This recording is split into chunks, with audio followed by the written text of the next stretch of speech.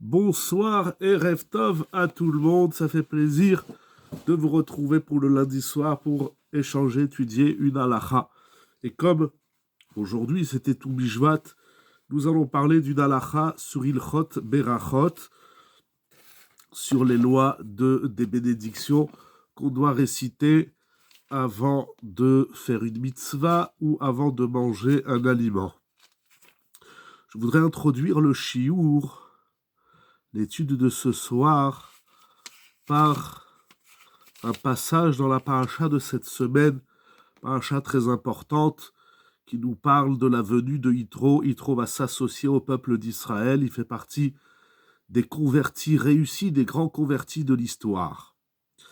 Vaishma Yitro Kohen Midian Choten Moshe, et Yitro, le prêtre de Midian, beau-père de Moshe, a entendu et kol asher asa Elokim le Moshe ou le Israël Amo, tout ce que Akadosh Baruch Hu, tout ce que Dieu a fait pour Moshe et pour Israël son peuple. Qui otsi Hachem et Israël Mitzrayim, car Hachem a fait sortir Israël de l'Égypte.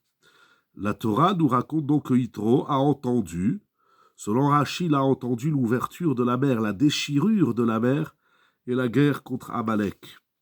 Il constate que les enfants d'Israël sortent d'Égypte. Alors ce qu'il entend le fait venir. Vaishma Yitro, il a entendu. Donc qu'est-ce qu'il fait, puisqu'il a entendu tout ça? Yitro, le beau-père de Moshe, il prend Tsipora, la femme de Moshe, ses deux fils, les deux fils de Moshe, Gereshom et Eliezer. Vayavo Yitro, Choten Moshe Umana Vishto El Moshe la Midbar.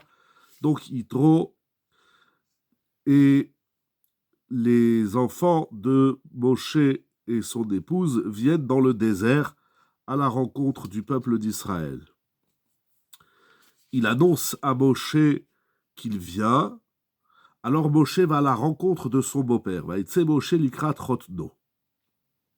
Il se prosterne, il s'embrasse et il se salue. Vaish'alu ish lereu le shalom. Vayavou aoela. Moshe Rabbeinu introduit Yitro dans une tente et ils vont se rencontrer. Et voilà que la Torah nous dit, Moshe a raconté à son beau-père tout ce que Dieu a fait à Paro et à l'Égypte à propos des enfants d'Israël et tout ce qui leur est arrivé en chemin, et Dieu les a secourus. Donc Moshe va raconter à Yitro toute l'histoire de la sortie d'Égypte. À ce moment-là, Yitro a une réaction. Vayichad Yitro al kol hatova asher asa Hashem l'Israël. Selon une explication de Rachid, après le Pshat, Yitro se réjouit de ce qu'il entend, de toute la bienveillance que Dieu a fait envers Israël, qu'il a sauvé le peuple d'Israël, en cela qu'il a sauvé le peuple d'Israël, Miyad Mitzrayim. Donc Yitro se réjouit. Pasuk Yud, Vayomer Yitro Baruch Hashem Asher Itzil etrem Miyad Mitzrayim Miyad Paro.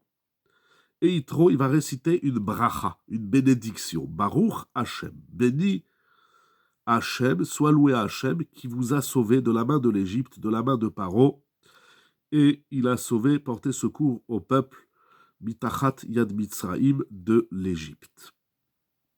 Donc Yitro va réciter une bénédiction. Lorsqu'il entend, lorsque Moshe Rabbeinu lui raconte tout ce qui s'est passé, Yitro se réjouit et il récite une bracha. Alors, c'est un grand sujet, c'est pas un shiur sur la paracha, mais une des questions qu'on peut facilement soulever, c'est qu'il y a deux temps. Il y a Yitro qui entend ce qui se passe, ce qui s'est passé, ce que les enfants d'Israël ont traversé, ont connu, et donc il décide d'aller à la rencontre de Moshe. Lorsqu'il se rencontre avec Moshe, Moshe lui raconte, il s'appelle Moshe. Moshe raconte à son beau-père tout ce qu'ils ont vécu. Donc, Yitro est au courant, puisque c'est ça qui l'amène vers Moshe, et Moshe lui raconte ce qui apparemment il sait déjà. Lorsque Moshe raconte à Yitro ce qu'ils ont vécu, Yitro se réjouit et récite une bracha, Baruch Hashem. La question, c'est pourquoi Yitro, il a récité une bracha, une bénédiction, seulement après que Moshe lui ait raconté. Pourquoi il n'a pas récité la bénédiction alors qu'il savait déjà? C'est-à-dire, il a l'information, Vaishma Yitro, il a entendu. D'où il a entendu, je ne sais pas.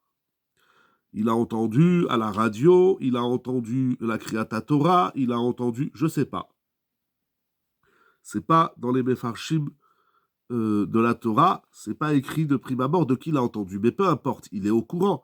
Ce qu'il entend les lance vers Moshe, il décide d'aller voir Moshe. Mais à ce moment-là, il récite pas de bénédiction. Ce n'est qu'après que Moshe va lui raconter toute l'histoire, tout ce qu'ils ont traversé, que là, il fait une bracha. Pourquoi il fait une bracha après que Moshe lui ait raconté, et il ne fait pas une bracha après qu'il ait entendu les événements? Ça, c'est la question. Alors, je ne vais pas donner une réponse sur cette question, mais cette question, ce phénomène, donc Yitro, il récite une bracha après que Moshe lui ait raconté, et il ne récite pas une bracha au début lorsqu'il l'avait entendu, ça m'a rappelé une halakha dans le Shulchan Aruch que je voudrais partager avec vous, qu'on va essayer un petit peu de développer. Le Shulchan Aruch, dans Rachaim, Siman Reshvav, dit la chose suivante. Seif He, Siman Reshvav Seif He. En Mevarechim, on ne récite pas de bénédiction, lo al ochel, ni sur un aliment, velo al mashke, ni sur une boisson, ad sheyaviuhu lefanav, tant qu'on ne lui a pas apporté l'aliment. C'est-à-dire que je suis là, avec vous, au bureau, je dis une bracha, sheakol liya midvaro. Je ne peux pas dire sheakol liya midvaro, ou bien sur un aliment ou une boisson, ou boré méné mezonot, ou boré periaetz, etc., tant que l'aliment n'est pas devant moi. On ne récite pas de bénédiction si l'aliment n'est pas là.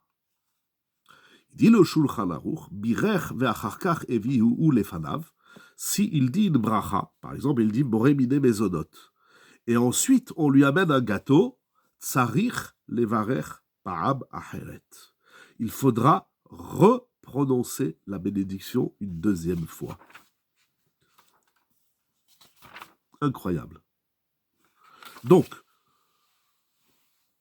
je ne peux réciter de bénédiction sur un aliment ou sur une boisson seulement si elle est présente au moment où je dis la bénédiction.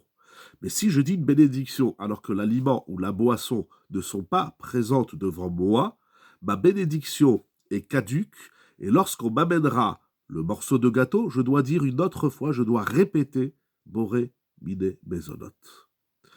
Yitro, par rapport à la paracha, on va revenir à la halacha, mais par rapport à la paracha, Yitro ne récite pas une bénédiction tant que les bénis Israël ne sont pas devant lui. Il sait, il est au courant, il a entendu, mais tant que l'élément sur lequel il va dire la bénédiction, c'est-à-dire le peuple d'Israël, il faut qu'il soit devant lui. Ça, c'est par rapport à la paracha. Donc une halakha incroyable. Par exemple, là, j'ai un verre d'eau, je vais dire une bracha parce que j'ai le verre d'eau. Baruch ata Adonai Eloheinu melech haolam she'akol nהיה bidvaro. Mais si le verre d'eau n'est pas là, je dis Baruch ata Hashem Elokeinu melech haolam she'akol nהיה bidvaro. Et ensuite, on m'amène un verre d'eau. Alors, le Shulchan Aruch nous dit qu'il faut reformuler la bénédiction une deuxième fois. Pourquoi cette halakha? Quelle est la source et pourquoi, quel est le sens de cette halakha? Le shiur, l'étude que nous allons faire ce soir, est basée sur Halakha Broura, du Rishon LeTzion Rav David Yosef, volume 10, page 341. Le Yerushalmi, le Talmud Yerushalmi, dans Brachot, chapitre 6, Halakha Aleph, dit la chose suivante. Celui qui veut manger un légume. Dans le cas du Talmud, on parle d'une personne qui veut manger un radis. Sur un radis, on récite la bénédiction de Boré Peri Ha'adama. Et il récite la bénédiction, Baruch ata Hashem, Elokeinu melech haolam, boré peri ha'adama. Mais au moment où il récite la bénédiction, il n'a pas le radis en face de lui. Tsarich lemivrach alailhu zman tinyanut. Il faudra répéter la bénédiction une deuxième fois. C'est ainsi que le Rambam comprend ce texte du Yerushalmi. D'ici, le Rambam a appris qu'on ne récite pas de bénédiction sur un aliment ou une boisson tant que l'aliment ne se trouve pas présent devant nous. Et si on a récité la bénédiction en l'absence de l'aliment, il faudra reformuler une deuxième fois la bénédiction. Comme nous avons vu, c'est comme ça que le Shulchan Aruch y fixe la halacha. Cependant, nous avons des Rishonim qui s'opposent au Rambam et donc au Shulchan Aruch. Pourquoi ? Notamment, nous avons... avant de passer à l'opinion qui est en opposition avec le Rambam, le Mishnah Brura explique, il dit le Mishnah Brura, au moment où le fruit, l'aliment n'est pas présent, il n'est pas devant moi. Je dis chez Akol, par exemple sur mon verre d'eau, mais je n'ai pas le verre en face de moi. Le verre, il est dans la cuisine, il faut se lever le chercher ou demander à quelqu'un qui me l'amène. Il dit le Rambam, tu as dit chez Akol, mais tu n'as rien devant toi. Ça ne marche pas. Pourquoi ? Il dit le Mishnah Brura, et quand bien même, lorsque tu as prononcé la bénédiction de Sheakol Liyamid Baro, il avait l'intention de boire le verre d'eau qu'on va lui apporter, ça ne marche pas. Ça veut dire, je dis par exemple à ma femme, elle est dans la cuisine, je lui dis, est-ce que tu peux m'amener un verre d'eau ? Elle me dit, oui, tout de suite, je te l'amène. Ça m'arrange qu'elle m'amène un verre d'eau. Ou à une autre personne, bien évidemment. Et donc, elle ne m'a pas encore amené le verre. Moi, je suis là au bureau, je fais chiour, je lui dis, s'il te plaît, tu peux m'amener un verre d'eau ? Elle me dit, oui, je te l'apporte tout de suite. Donc, je dis, Baruch ata Hashem, Elokeinu melech haolam, sheakol liyamid varo. Donc, lorsque je prononce la bénédiction, j'ai l'intention de boire le verre d'eau qu'on va m'apporter. Afilu kiven da'ato alehem beshat beracha. Même si au moment où tu récites la bénédiction, tu as l'intention de consommer ce qu'on va t'apporter, Gamken lo mehane. Pour le Rambam et le Shulchan Aruch, ça ne marche pas. Pourquoi ? Kevan she'az lo hayu lefanav. Parce qu'au moment où tu as récité la bénédiction, l'aliment n'est pas devant toi. Et il dit le Mishnah Brura, Velo haya lehabracha alma lachul. Et ta bénédiction, elle n'a rien sur quoi se rapporter. Tu dis Shiakol Yamin Baro, il n'y a rien devant toi. Tu dis Boremine Mezonot, il n'y a pas de gâteau. Tu dis Amotsine Hemina Aretz, il n'y a pas de pain. Tu dis Boré Peri Aetz, il n'y a pas le fruit. Donc tu dis une bénédiction, mais il n'y a pas l'élément porteur de la bénédiction. À partir du moment où l'élément porteur de la bénédiction est absent, ta bénédiction, elle va se poser sur rien du tout, elle est dans le vide. Ça, c'est l'opinion du Rambam expliquée par le Mishnah Brura. J'espère que c'est clair jusqu'à maintenant, donc on peut poursuivre puisque c'est clair. Ça, c'est l'opinion du Rambam, et donc du Shulchan Aruch de la halacha. Et sur une fontaine, c'est une très bonne question. Je ne vais pas parler ce soir de la fontaine, c'est une sugya en soi, c'est une très bonne question, qui est d'ailleurs liée à celle-ci. Très bonne question.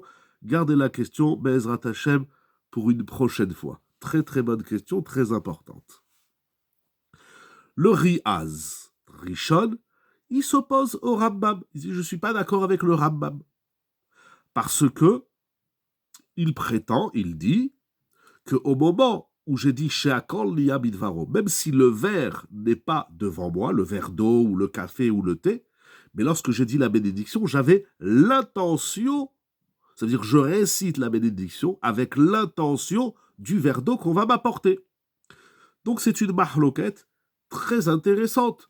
Selon le Riaz, cette deuxième opinion, lorsque je récite une bénédiction avec l'intention de consommer un aliment qu'on va m'apporter, l'intention suffit, ma bénédiction a sur quoi se poser. Elle se pose sur l'aliment qu'on va m'apporter parce que j'en ai l'intention. Pour le Rambam, cela ne marche pas. L'intention ne suffit pas. La bénédiction doit se poser sur un aliment présent. Si l'aliment n'est pas là, quand bien même lorsque j'ai formulé la bénédiction, j'avais dans l'intention de consommer ce qu'on va m'apporter, pour le Rambam, on n'est pas acquitté. Telle est également l'opinion du Roche et de Rabbeinu Yona. Nous allons voir une deuxième explication. Pourquoi la bénédiction que je récite en l'absence d'un aliment ou d'une boisson, ça ne marche pas. Première explication, nous avons dit, le Mishnah Brura, une idée qui est reprise par beaucoup de poskim, c'est parce qu'au moment où tu récites la bénédiction, elle n'a pas sur quoi se poser, puisqu'il n'y a rien devant toi. Et donc c'est une bénédiction récitée en l'air. Le Shibbolé Aleket et le Avudraham expliquent que le sens de cette halakha, c'est parce qu'il va y avoir ici une afsaka, c'est-à-dire il va y avoir ici une interruption. Tu dis la bénédiction chez Akol Yamidbaro. Tu vas attendre le temps qu'on t'amène le verre. Ce laps de temps d'attente, ça s'appelle une afsaka, et cette afsaka coupe, découpe et déconnecte ta bénédiction de l'aliment. Cependant, ils disent, le Shibbolé Aleket et le Avudraham, qu'on n'a pas besoin que le fruit soit devant nous. Mais il faut qu'on nous l'amène tout de suite. Ça veut dire, je demande à une personne qui est à la cuisine, amène-moi un verre d'eau. Elle me dit, ok. Je dis, chez Akol, le verre, je ne l'ai pas encore. Mais quand je dis chez Akol Liyabidvaro, immédiatement le verre arrive, ça veut dire le temps de prononcer 3 mots, Shalom Alecha Rabbi, éventuellement 4 mots Umori, donc c'est, on va dire, 2 secondes. Si le verre d'eau arrive dans les 2 secondes, c'est ok. Donc nous avons 3 opinions. Bien que la 2 et la 3, on peut les marier. D'après le Rambam et le Shulchan Aruch, même si on t'apporte l'aliment immédiatement, ça ne marche pas. Il faut que l'aliment soit devant toi, parce que sinon il n'a pas sur quoi se poser. La bénédiction n'a pas sur quoi se poser.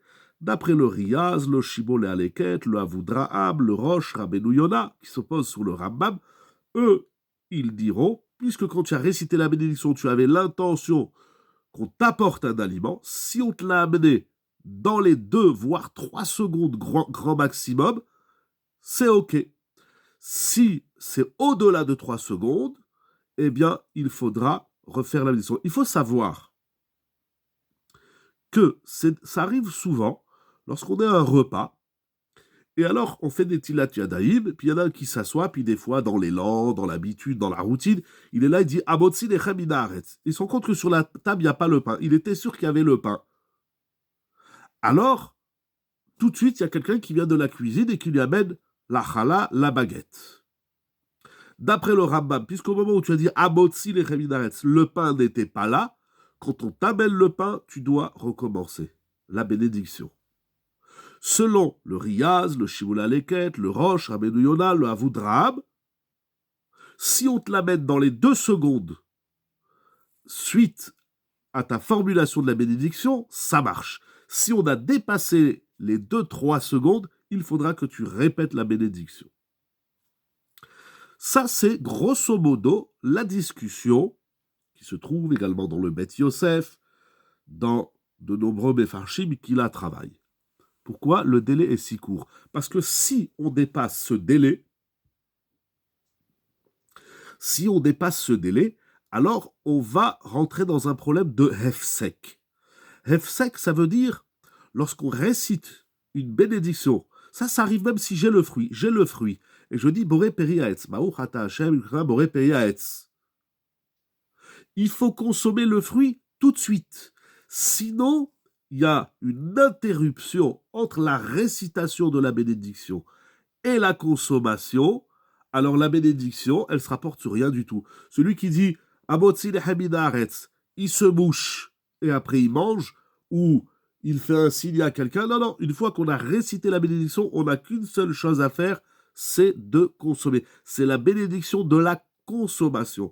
Cette règle, elle est valable dans toutes les bénédictions qu'on récite. Quand on récite une bénédiction, il faut immédiatement réaliser la chose sur laquelle nous avons récité la bénédiction. Les lois de Hefsek, de Hafsaka dans Brachot, elles sont pas très bien connues et c'est bien dommage. Bezrat Hashem, on verra encore et encore. Vous pouvez bien évidemment ne pas attendre le shiur du lundi pour apprendre la halacha. Il y a des très bons ouvrages sur Ilchot Brachot. Il faut faire très attention. Parfois, même au milieu du repas, il y a des règles de hafsaka, d'interruption, et dans certains cas, il faut reformuler la bénédiction. On avait dit il y a très longtemps, je ne me rappelle plus, il y a peut-être 2 ans, je crois que j'avais fait un shiur sur une personne qui va aux toilettes au milieu du repas. Il a une envie pressante. Alors, est-ce que ça s'appelle une interruption? Je ne me rappelle plus le shiur, il doit certainement être quelque part sur YouTube. Mais donc, il y a les lois de Hefsek. C'est comme ça, tu récites une bénédiction. Merci Hachem que tu as créé la pomme. Dans le cas où...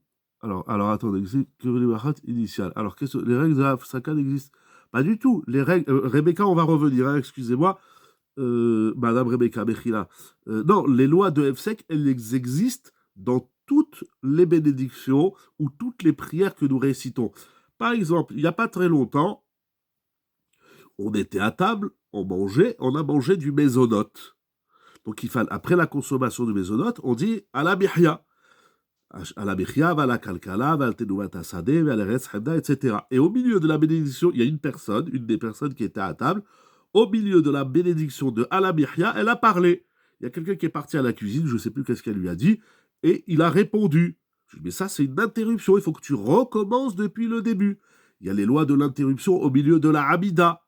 Vous faites la prière et puis au milieu, vous parlez. Ou au milieu, on va aux toilettes. Ou au milieu, il faut s'occuper du petit qui est tombé, ou qui a mal, ou qui a faim, ou je ne sais pas quoi. Les lois de l'interruption dans les prières et dans les bénédictions touchent toutes les prières. C'est une halakha très, très, très importante.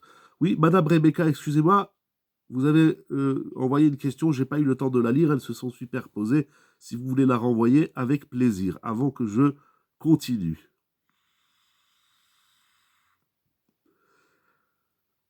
N'hésitez pas, Bechila, c'est parfois compliqué de garder les yeux rivés sur les écrans. Oui.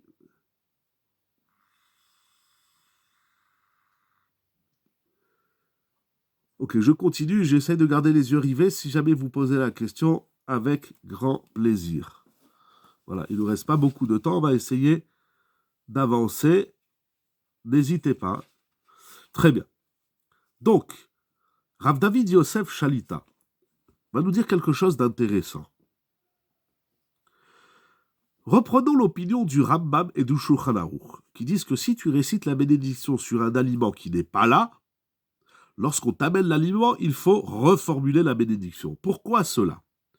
Le Levouche explique.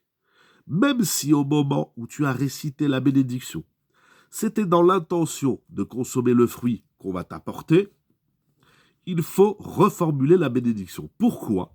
Il dit le Levouche, Mishum, des Birkato Harishona, parce que quand tu as dit la bénédiction, ça fait qu'ave, tu as un doute, est-ce qu'on va t'apporter l'aliment?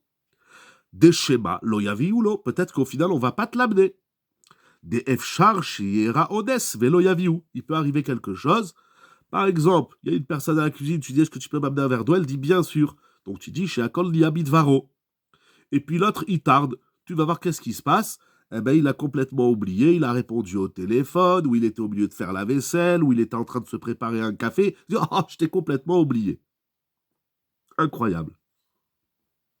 Et donc, dans Shulchan Aruch Harav, du grand Rabbi Zalman, et le prix Megadim disent, donc même si au moment où tu formules la bénédiction, c'était dans l'intention qu'on t'amène l'aliment, ça ne marche pas. Ta bénédiction est caduque, parce que peut-être qu'il peut arriver n'importe quoi, et on ne va pas t'amener le verre d'eau. D'après cela, il dit Rav David Yosef quelque chose d'intéressant. Lorsque le Riaz, vous vous rappelez au début du Shiur, on a ramené l'opinion du Riaz et d'autres Rishonim, qui disent que lorsque tu récites une bénédiction, même si l'aliment n'est pas devant toi, Tu n'as pas besoin de refaire la bracha lorsqu'on te l'amène. Ah, que dans le cas où on a prononcé une bénédiction alors que l'aliment est absent, on a donc prononcé... Ah, très bien. Très très bonne question. On va y arriver. Très bonne question. Mais de prime abord, oui, on a resté une bénédiction en vain. Il dit Rav David Yosef, d'après le Riaz, qui dit que tu peux faire une bénédiction même si l'aliment il n'est pas là, il parle d'un cas où c'est sûr qu'on va te l'apporter. Par contre, ce que le Rambam a dit qu'il faut refaire la bénédiction, c'est lorsque tu n'es pas certain. D'après ça, nous dit Rav David Yosef, si je dis une bénédiction sur un aliment qui est enfermé dans un paquet, dans un tupperware où vous achetez un paquet de chips, le paquet est fermé. D'après le Rambam, l'aliment, il n'est pas devant moi parce qu'il est enfermé dans la boîte, il est enfermé dans le sachet. Mais puisque c'est sûr que je vais le consommer, il est là. Là, il peut pas arriver, ça peut pas arriver que mon paquet de chips ou une canette, la même chose, tout à fait. Je dis chez Akol avant d'ouvrir la canette. La canette, elle va pas s'envoler. C'est pas tout d'un coup, plaf, la canette, elle a disparu. La canette, elle est là. Alors, de prime abord, on ouvre la canette avant de réciter chez Akol. On ouvre le paquet de chips avant de dire Boré Peria Adama. Mais pour le Rambam, dans ce cas-là, je ne refais pas la bénédiction. Ça s'appelle que l'aliment, il est là. Et c'est certain que je vais le consommer. Il est là. Mais dans le cas où je dépends d'une autre personne, Taloui Beda Tacherim, je dépends d'une autre personne, ça veut dire que je demande qu'on m'amène un aliment. Vous êtes au restaurant, ou même vous êtes à la maison, vous êtes invité avant d'éplucher un fruit. La même chose. Voilà, d'abord on épluche l'orange, la clémentine, et après on dit la bénédiction. Mais si on a fait la bénédiction avant d'éplucher, alors c'est sûr qu'on va le consommer. On n'aura pas besoin de refaire la bénédiction. Par conséquent, il conclut Rav David Yosef. Si l'aliment est présent, même si je ne le vois pas, comme vous avez dit très bien, très bon exemple, une canette, un paquet de chips, de bonbons. Ça veut dire comme ça, de prime abord, les khatrila, on prépare l'aliment, il faut que l'aliment soit prêt immédiatement à la consommation avant de réciter la bénédiction. C'est chez Akol Yamidvaro, je bois tout de suite. Boré Periaetz, je mange mon orange tout de suite. Si le fruit est devant nous, mais je ne le vois pas, il est enfermé dans sa canette, dans sa boîte, là, d'après tout le monde, j'ai pas besoin de refaire la bénédiction. Si le fruit n'est pas là, mais que ça dépend d'une personne, c'est une personne qui doit m'amener le fruit, comme je disais, à la maison, il y a quelqu'un qui va à la cuisine, par exemple, je suis au salon, je demande à quelqu'un un thé, ou vous êtes au restaurant, vous dépendez du serveur, des choses comme ça. Si j'ai récité la bénédiction, et ensuite on m'amène l'aliment, là, il faudra refaire la bénédiction. C'est comme ça que le Shulchan Aruch il est posek, et c'est comme ça la halacha. Donc si on récite une bénédiction, et l'arrivée de l'aliment dépend d'une autre personne, comme a dit le Levouche, il peut arriver n'importe quoi, que l'autre au final il t'a oublié, il t'a pas apporté ta canette ou ta pomme, eh bien lorsqu'on amène le fruit, il faudra reformuler la bénédiction. Alors Madame Rebecca, vous avez posé une très bonne question, mais voilà que donc la première bénédiction, elle a été en vain, ça s'appelle Bracha Levatala. C'est pour cela que le Yerushalmi, où est-ce qu'il est? C'est pour cela que le Yerushalmi dit que avant de reformuler la deuxième fois où on va réciter la bénédiction, il faudra d'abord dire Baruch Shem Kevod Malchuto Leolam Vaed. Donc, j'ai dit Boré Periaetz. Dans le cas extrême où je demande à quelqu'un amène-moi un verre d'eau, il me dit oui. Je dis chez Akol Liamidvaro. Ensuite, il m'amène le verre d'eau. Là, je dois refaire la bénédiction. Mais avant de répéter, de reformuler chez Akol Yamidvaro, je dois d'abord dire Baruch Shem Kevod Malchuto Leolam Vaed. Et ensuite, je reformule chez Akol Yamidvaro sur le verre d'eau qu'on m'a apporté. Voilà la halacha que je voulais partager avec vous ce soir. Je vous dis très bonne soirée. Merci beaucoup. Oui, s'il y a des questions, durant la main, les Israël faisaient aussi des questions sur ceux qui voulaient manger sans le voir. Alors, avec plaisir, Madame Rebecca. Alors, Madame Tsipoa, vous posez une très grande question. Je vais vous dire, il y a une grande marloquette de savoir quelle bénédiction les enfants d'Israël ont récité sur la manne. J'ai pas le nom des Mefarshim en tête, mais le Chida parle de cette question. C'est une question soulevée par le Chida et d'autres Mefarshim. Il y a certains maîtres qui ont expliqué qu'avant de manger la manne, il disait Baruch ata Hashem, Elokeinu melech haolam, hamotzi lechem min hashamayim. Il ne pouvait pas dire min haaretz, parce que la manne, elle ne vient pas de la terre. La manne, elle vient du ciel, donc il disait hamotzi lechem min hashamayim, qui fait sortir le pain du ciel. Cependant, beaucoup de Mefarshim disent que sur la manne, avant de la consommer, ils ne récitaient pas de bénédiction. Pourquoi ? Parce que la manne, c'est ce qu'on appelle ma'aseh nissim. C'est-à-dire que c'est un produit, un aliment qui est produit du miracle. Et sur un aliment produit du miracle, on ne récite pas de bénédiction. Peut-être, je ne sais pas, peut-être tout simplement parce que là, c'est évident que ça vient de Dieu, ça vient d'Akadosh Baruch Hu, Shemo. Là, il n'y a pas de doute, il n'y a pas de question, et il n'y a pas besoin de je crois ou je crois pas. Le pain, il tombe du ciel. Voilà. Il y a d'autres opinions sur savoir quelle bénédiction ils ont fait sur la manne. Par contre, ce qui est intéressant, c'est que la Gemara, si je ne me trompe pas, au traité Brachot, nous dit que les enfants d'Israël, sur la manne, ils récitaient le Birkat Hamazon. Moshe tiken lahem bracha rishona. La première bénédiction, sans rentrer dans tout le débat de la Gemara, mais la première bénédiction du Birkat Hamazon, c'est la bénédiction d'après la consommation de la manne que Moshe a instauré au Béné Israël de réciter après la consommation de la manne. Voilà ce que je voulais étudier avec vous ce soir, cette halakha, donc inspiré de la paracha. C'est peut-être pour ça que Yitro, il ne peut pas dire Baruch Hashem au début parce que les Béné Israël ne sont pas là. Avec plaisir, merci à vous, Todaraba. Mais c'est quand les Béné Israël sont devant lui que là, il peut dire la bénédiction, la mission. Il faut qu'elle ait sur quoi se poser. Voilà, un grand merci Rabbi Nathan et Madame Boukara pour nous donner la possibilité de diffuser la Torah. Yehi Ratson, que cette étude, elle soit pour la réfoua chez les mains de Elinoa Simcha Bat Rachel Chaya Simcha, et qu'Akadosh Baruch Hu il envoie la santé. J'ai pas tous les noms des personnes, j'ai le papier à la yeshiva. Voilà, c'est plus clair, Baruch Hashem. Voilà, Bracha ve'atzlacha, qu'on n'entende que des bonnes nouvelles, que tout Bishvat, ça nous permette, voilà, on rentre dans une nouvelle phase de l'année, même s'il pleut à Nice, je ne sais pas quel temps il fait ailleurs, mais là, merci beaucoup à vous aussi, que Dieu vous bénisse. Mais tout Mishvat, c'est un nouveau départ, un nouvel élan de l'année. On passe dans une nouvelle phase de l'année. Yehi Ratson, que tout le monde ait la bracha, la santé, des cascades de bénédiction et la joie pour tout le Ham Israël. Amen. Yehi Ratson, Bisrout Limud Torah, pour la gloire d'Akadosh Baruch Hu, Yeshiva Zoom, c'est online avec le sourire. Merci beaucoup, Kol Touv.